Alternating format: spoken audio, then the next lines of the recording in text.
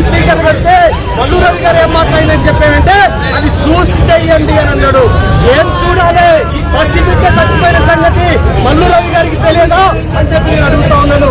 ఎమ్మెల్యేకి తెలియదా, ఎమ్మెల్సీకి తెలియదా అని చెప్పేసి అడుగుతా ఉన్నాను. ఎందుకు చూడాలి? ఎందుకు ఎస్పీతో మాట్లాడాలి? ఎందుకు 103 పెట్టట్లేదు? మీరు ఎవరి కొమ్ము వస్తున్నారు? ఎవరి ఒత్తిడి పోలీసుల మీద ఉన్నది? ఇవన్నీ బహిర్గతం కావాలి. అవసరమైతే ఇక్కడి నుంచి మనం పాదయాత్ర ద్వారా ఆ ఊరికి వెళ్దాము. అక్కడ ఎవరెవరు బాధితులు ఉన్నారో ఆ సంగతి తెలుస్తాం. బాధితులకు మనం బాసులుగా నిలబడతాం, సంఘంగా వెళ్దాం. ఇప్పటికైనా డిఎస్పీకి చిత్తశుద్ధి ఉంటే ఈ ధర్నా శిబిరం ఇప్పటికీ గంటన్నర దాటింది.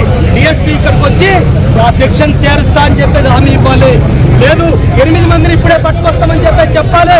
8 మందిని పట్టుకురావడానికి ఏ డిఎస్పీ అయినా ఏఎస్పీ అయినా మాకు 24 గంటల టైం ఇవ్వండి అంటాడు.